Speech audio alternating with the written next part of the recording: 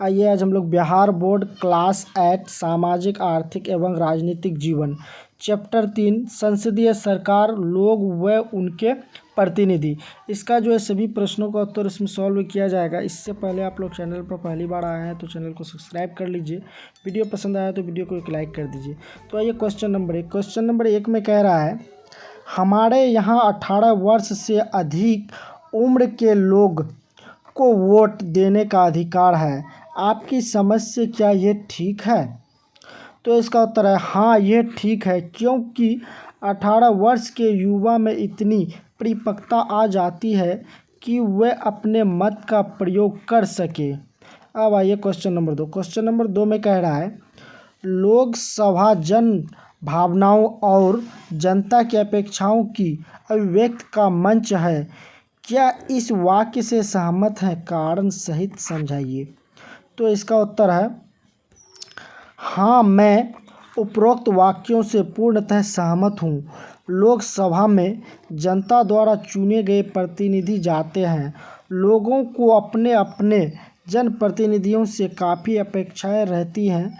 वे उसने अपनी हर समस्या का समाधान हक पूर्वक चाहते हैं। अतः लोकसभा जन भावनाओं और जनता की अपेक्षाओं की अभिव्यक्ति का मंच है। अब आइए क्वेश्चन नंबर तीन में कह रहा है, लोकतांत्रिक शासन में आम लोगों की भागीदारी किस तरह से होती है, एक उदाहरण देकर समझाइए। तो इसका उत्तर है आम लोग अपने मत का प्रयोग कर संसद और विधानसभा में प्रतिनिधियों को भेजते हैं। यही प्रतिनिधि जनता के हित में शासन का कार्य करते हैं। अतः लोकतांत्रिक शासन में आम लोगों की भागीदारी अप्रत्यक्ष रूप से होती है। अब आइए क्वेश्चन नंबर चार में कह रहा है, केंद्र में बनाने के लिए किसी भी दल या दलों की गठबंधन के पास होने वाले आवश्यक बहुमत का क्या अर्थ है, एक उदाहरण देकर समझाइए। तो देखिए उसका उत्तर है, भारत में किसी भी दल को संसद में सरकार बनाने के लिए 543 कुल सीटों में से कम 272 सीटों की आवश्यकता होती है। अतः संसद में सरकार बनने के लिए आवश्यक बहुमत का अर्थ है कुल 272 सीट कम से कम प्राप्त करना एक दल को अथवा गठबंधन के दलों को। अब आइए क्वेश्चन नंबर 5 में कह रहा है, संसद मंत्रिपरिषद पर किन किन तरीकों से नियंत्रण करती है, इनमें से आपको कौन सा तरीका सबसे असरदार लगता है और क्यों? तो इसका उत्तर है संसद मंत्रिपरिषद पर इन तरीकों से नियंत्रण करता है। नंबर 1 में दिया है प्रश्नकाल के दौरान प्रश्न पूछना। नंबर 2 है सरकार की नीतियों और कार्यक्रमों की आलोचना करना। 3 में सरकार के खिलाफ अविश्वास प्रस्ताव पेश करना।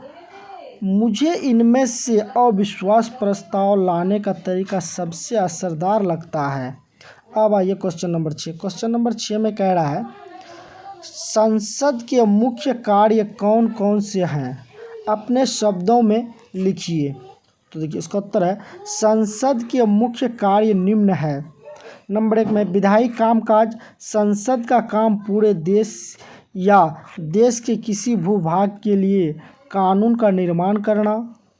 अब दूसरा में है वित्तीय कार्य, सरकार के कार्य कई होते हैं जिनके लिए बहुत धन की ज़रूरत होती है। संसद अपनी वित्त शक्तियों के द्वारा सरकार के कार्यों के लिए धन उपलब्ध कराती है। सरकार को खर्च की गई राशि तथा प्रस्तावित आय का हिसाब किताब संसद को देना होता है।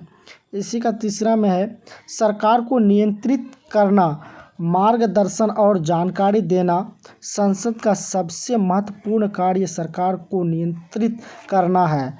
संसद सरकार को मार्गदर्शन देने का कार्य भी करती है। संसद में जनता के द्वारा चुने गए प्रतिनिधि लोगों की ओर से कार्य करते हैं, इसलिए मंत्रिपरिषद संसद के प्रति उत्तरदायी होती है। अब आइए क्वेश्चन नंबर 6। क्वेश्चन नंबर 6 में कह रहा है नीचे दी गई तालिकाओं को अध्याय में दी गई जानकारी के आधार पर भरिए।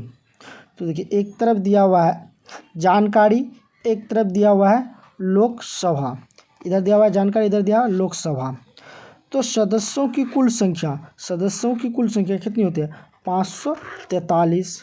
कह रहा है सदस्यों का कार्यकाल 5 वर्ष, सदन का कार्यकाल ये भी 5 वर्ष। चुनाव का तरीका तो मतदान, सभापति या अध्यक्ष के संसद के प्रतिनिधियों, चुनाव का तरीका तो के द्वारा आसपास के चयन करके।